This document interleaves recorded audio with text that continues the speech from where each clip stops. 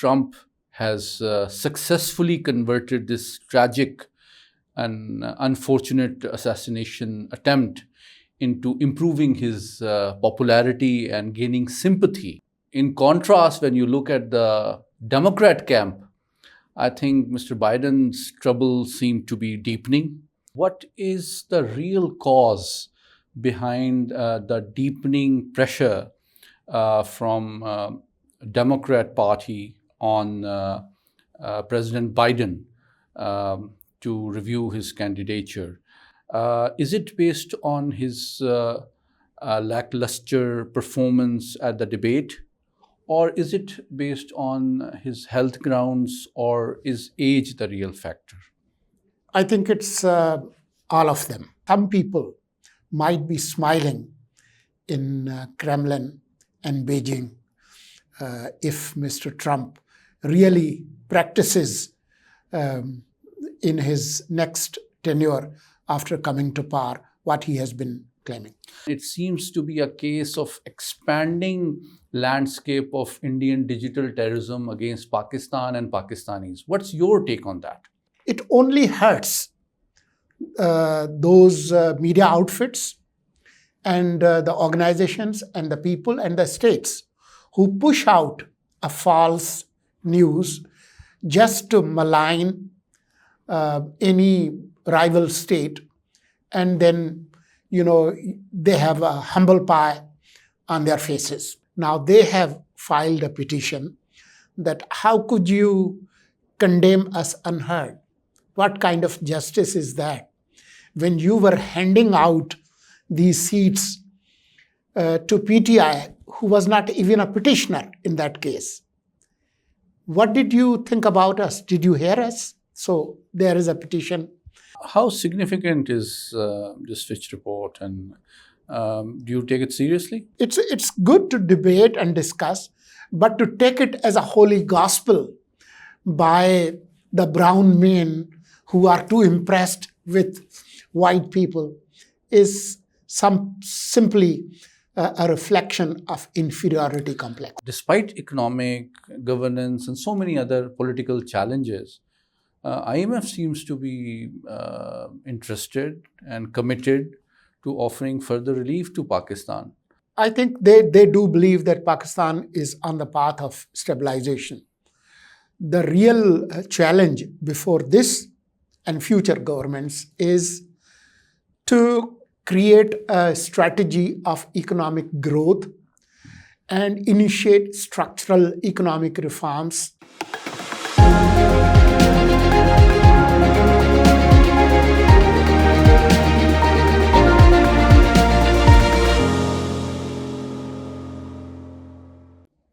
With a new episode of The Weekend, I am Murtaza Solangi. And I am Muhammad Ali.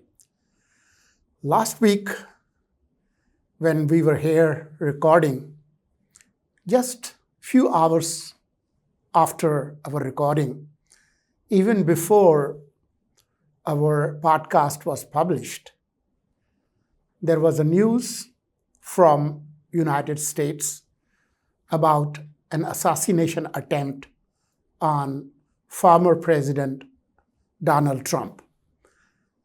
The political and electoral landscape in the United States has changed beyond our imagination in 1 week. So let's briefly talk about what has happened, how it has happened, how it's impacting US national politics and the world at large. Shaji? I think the American politics, as you rightly pointed out, has become very interesting, very eventful, somewhat surprising for the Americans and also for the world over. When you look at the assassination attempt, it has led to three particular trends. One is the legal aspect of investigation, in which the Secret Service is in the eye of the storm, and there are calls for its leadership to be removed, while she is adamant that she should pass the buck towards the local police. And the second aspect is obviously the political one, in which at the popular level, it seems that Mr. Trump has successfully converted this tragic and unfortunate assassination attempt into improving his popularity and gaining sympathy of the voters. While in contrast, when you look at the Democrat camp, I think Mr. Biden's troubles seem to be deepening, and primarily less to do with the Republican strategy or allegations, but more to do with the leading stalwarts of Democrat Party like Nancy Pelosi, Chuck Schumer, calling for him to sort of review his campaign. What's your take on that? Well, not only Chuck Schumer and Pelosi, but there were vibes about former President Obama. Indeed. So there's a growing pressure on Biden, who earlier seemed adamant that he should not bow, but it looks like that the pressure is mounting. And if he bows out, I won't be surprised. But there's already a talk who could possibly replace Mr. Biden. The first pointer, of course, goes to the current Vice President Kamala Harris.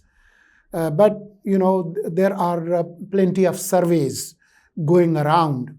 If Kamala contests against Trump, what would be the odds? And there are even names like Hillary Clinton, Michelle Obama. Their names are also popping up if they could contest. It's yet it's premature at this moment to speculate on that, but the chances are very much there. While Mr. Trump and his party gathered in my previous state, I used to be a cheesehead, Wisconsin, Milwaukee, the biggest town of the state. That convention is almost ending, and there was a speech by Mr. Trump accepting the nomination, a long hour and a half speech,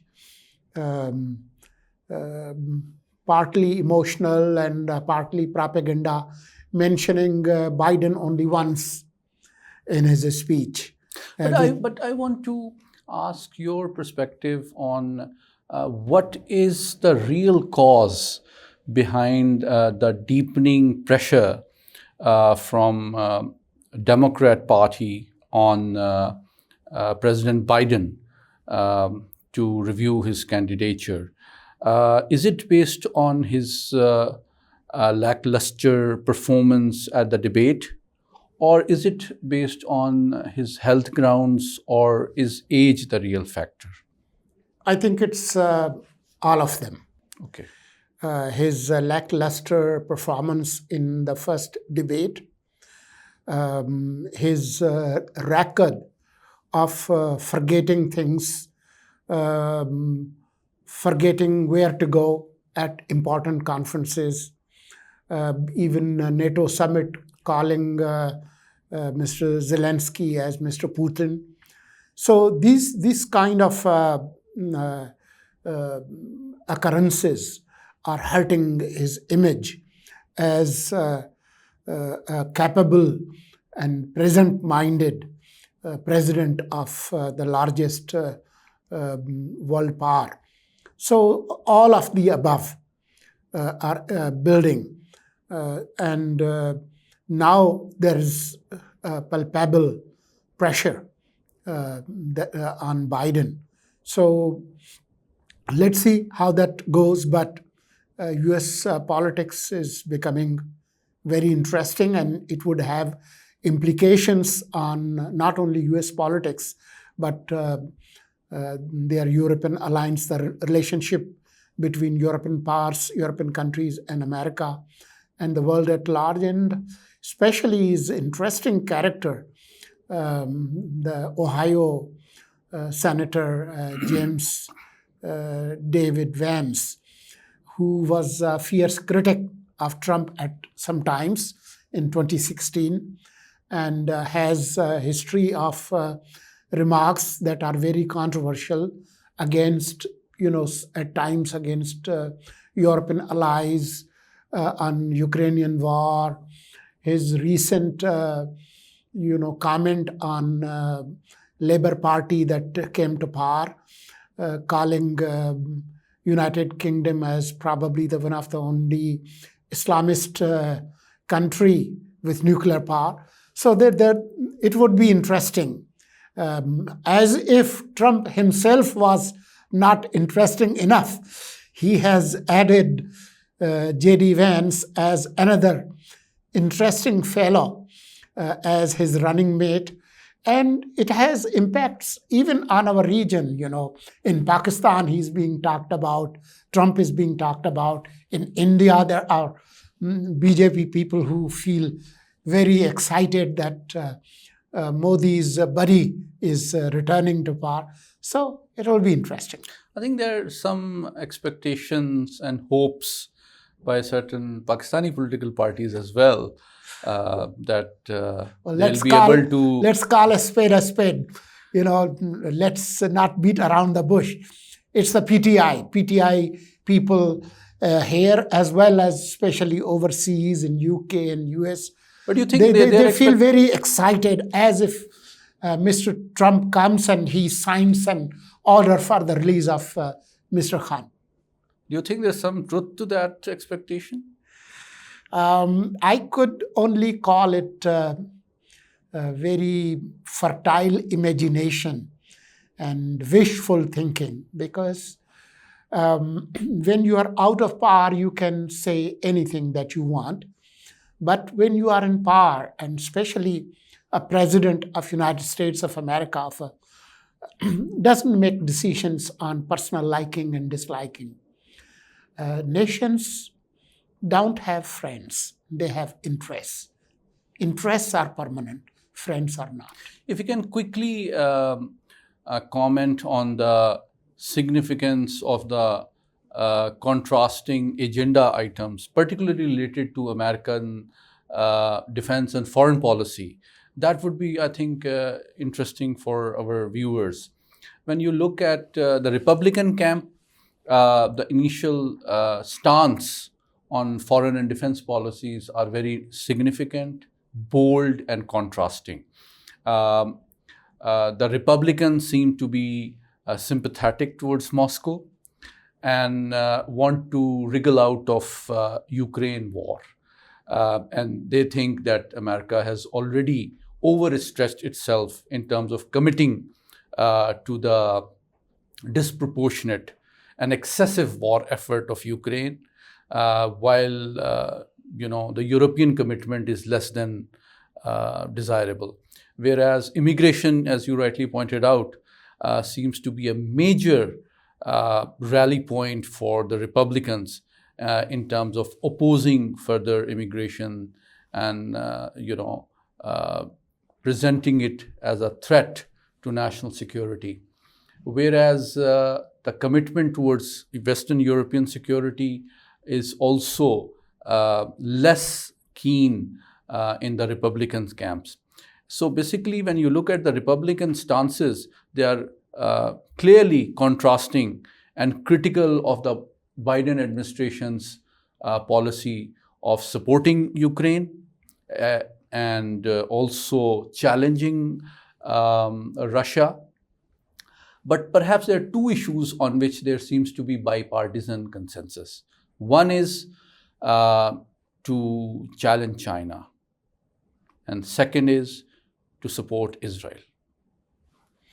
Well, when it comes to Israel, you don't see much difference between Republican and Democratic stance, you see some uneasiness and some anger in Biden administration against Netanyahu.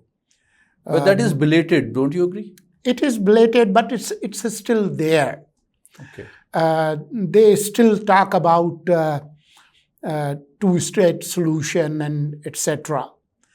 While Mr. Trump was the first US president who said Jerusalem would be the capital. He was the one who supported that. And Trump moved the US embassy to Jerusalem. Exactly. So it will be interesting how Mr. Trump, practices his policy because there's already a strain in Gulf countries' relationship with United States. I'm sure you know that Saudi petrodollar 50-year-old agreement coming to an end. And Saudis are also getting closer to Russia, China, and the emerging parts. So the reclusive and xenophobic policies of Mr. Trump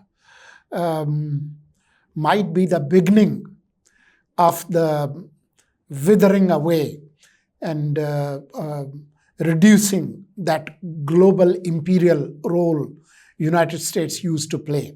So I can conclude that some people might be smiling in Kremlin and Beijing if Mr. Trump really practices in his next tenure after coming to power what he has been claiming.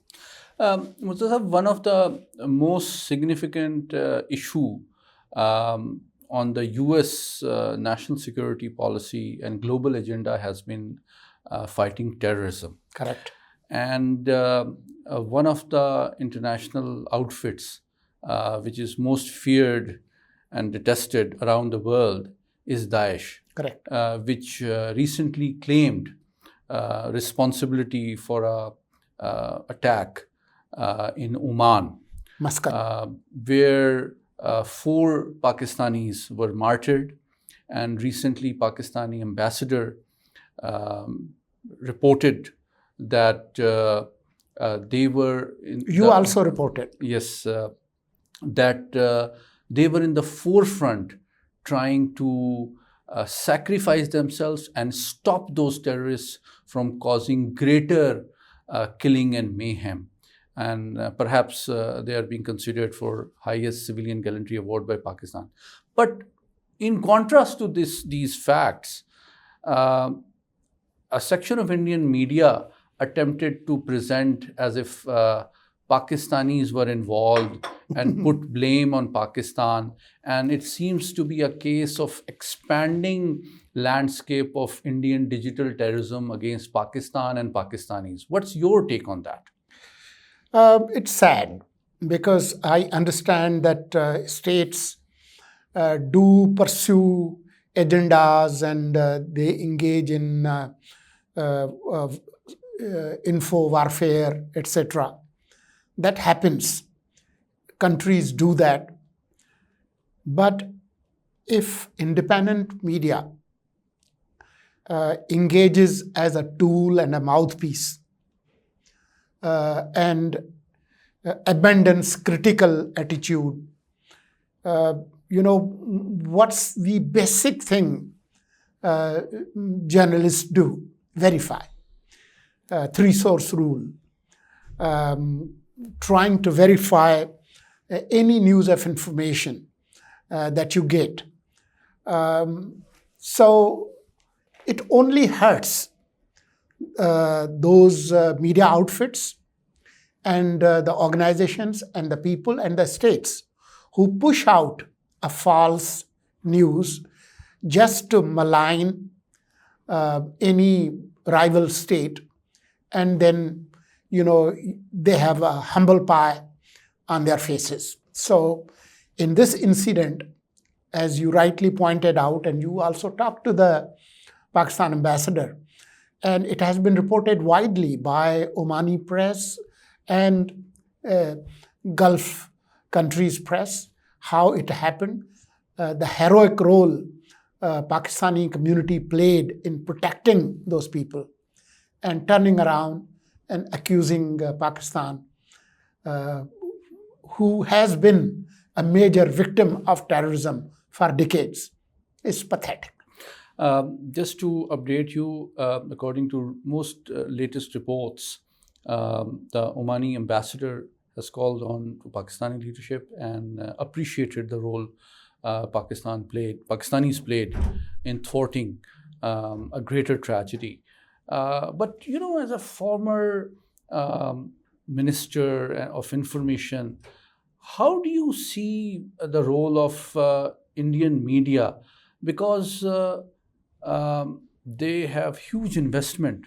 The Indian media is a huge industry, but when they continue to promote such narratives without any evidence, without any investigation, don't you think it undermines their international credibility?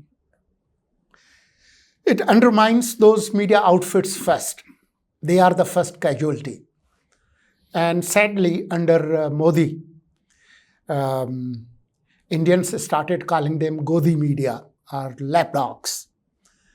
And whatever the independent outfits were there, like the print, the wire, the scroll, and there were a couple more,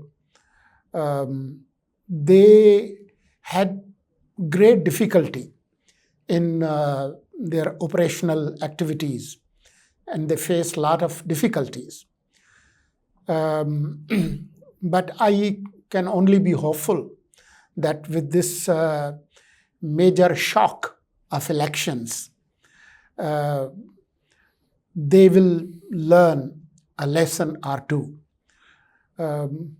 We in Pakistan have gone through this very troublesome process. We have our own challenges, but they continue doing this. You saw that this recent Jammu attack, Doda, Pir Panjal area.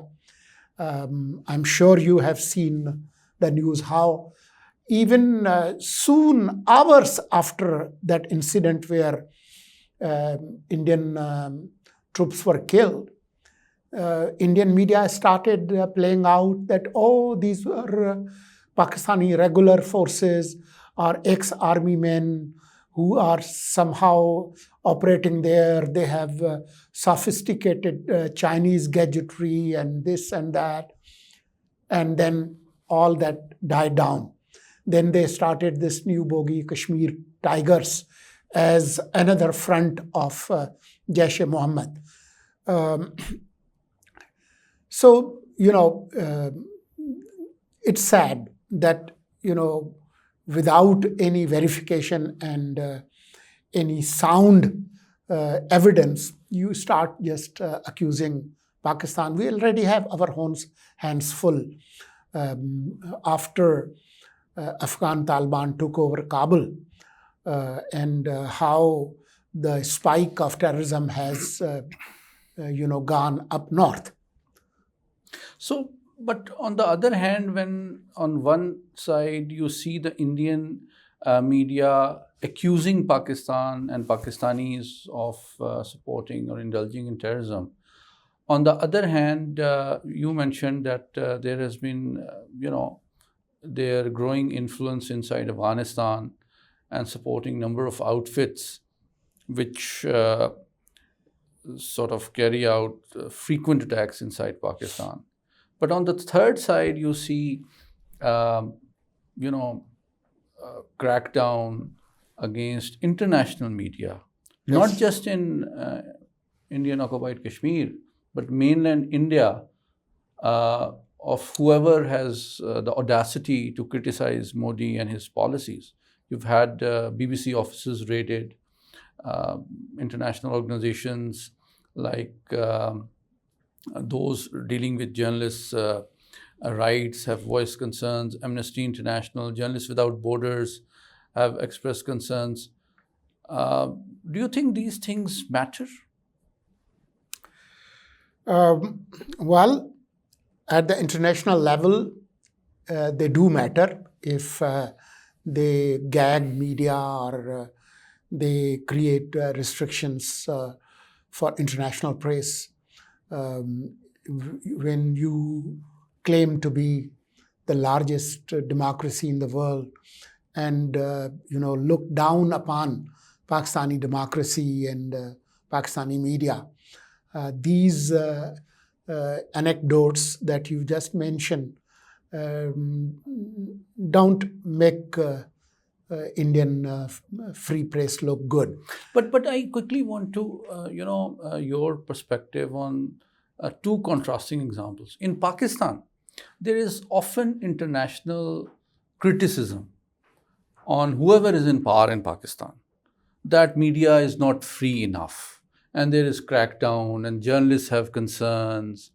But on the other hand, you see media and particularly social media being used to directly accuse and criticize not just government but state officials, your army chief and your intelligence chief and your state institutions. But in contrast, in world's largest democracy, whenever there is criticism of Mr. Modi and his government, this largest democracy fails to tolerate any minor criticism of policies. What is this contradiction? Well, I think you have answered your question yourself. It doesn't look good, but those who criticize Pakistani media, they should take a look at Pakistani social media, the X feed, the vlogs. I was reading a news item in international press, how they have heavily fined a journalist in Italy who, quote unquote, body shamed Italian Prime Minister for being a short-heighted person, thousands of euros. So compare that with the profanity splashed against politicians, against generals, against intel chiefs, whatnot. Since we have landed right here in Pakistan, so probably let's try to take a look at Pakistani politics in our last few minutes that we have. Last week when we were together, we discussed the legal and constitutional consequences of the Supreme Court verdict on reserve seats. Well, it looks like that crisis has deepened because those people who took oath as members of National Assembly and provincial assemblies after Sunni Ittihad Council was denied reserve seats. Now they have filed a petition that how could you condemn us unheard? What kind of justice is that? When you were handing out these seats to PTI, who was not even a petitioner in that case. What did you think about us? Did you hear us? So there is a petition. The government has filed a petition, review petition, and they have also prayed before the court to impose a stay order on the judgment. So in next few days, we will find out what happens because the court vacations are also about to start and the detailed verdict is not here yet. But, the last Fitch report also has caused a lot of shockwaves, and mainly it is being misrepresented, what they said and what's being talked about it on the idiot box. But how significant is this Fitch report, and do you take it seriously? These are basically country risk reports, and many international lenders and business organizations, they issue those reports. And if you take a look at the report, the bottom, the foot of that report says that this is a subsidiary of Fitch, and Fitch does not necessarily provide any data to them. It's just an analysis by independent groups. It somehow is linked with Fitch. So these are just assessments. We don't have to agree or disagree with them. What bothers me is that before these organizations issue these reports, they actually share those reports with the country in question. So they might have shared it with our finance ministry. And if they did, why did they not raise any objections, especially speculating that this government may last up to 12 or 18 months? Where did this assessment come from? Then they write that if this government cannot continue in office, it might be replaced by a technocratic government backed by Pakistani military. Well, all governments in Pakistan are military backed. If military doesn't back them, those governments would fall. The military has had an important role in Pakistani politics, both civilian and non-civilian. Even small things like floods, like terrorism, like COVID, if you remember. So, but that report is silent. How that technocratic government will come into being. Will the Prime Minister dissolve the National Assembly? In that case, all caretaker governments have been practically technocratic governments. Even military governments, the 11-year rule of Ayub Khan, 11-year rule of Ziaul Haq, 9-year rule of Pervez Musharraf, these were basically technocratic government. So what does Fitch mean by a technocratic government? It's good to debate and discuss, but to take it as a holy gospel by the brown men who are too impressed with white people is simply a reflection of inferiority complex. Although we are almost out of time, but since you mentioned this pessimistic individual academic perspective by Fitch report, the government seems to have succeeded in convincing IMF that they need to continue trusting Pakistan and offering future assistance. So it seems that IMF does not share the view of Fitch. What's your take on that? Even this report looks positively towards the government. It says Imran Khan is not coming out of incarceration very soon. It says this government and even the technocratic government, if that comes, they will continue and implement the IMF program, so there is no danger. So it actually is supportive of the current government than its rivals. But what I wanted you to explain is that despite economic, governance, and so many other political challenges, IMF seems to be interested and committed to offering further relief to Pakistan. Isn't that a sign of its continued confidence in the direction of policies and the nature of politics in Pakistan? I think they do believe that Pakistan is on the path of stabilization.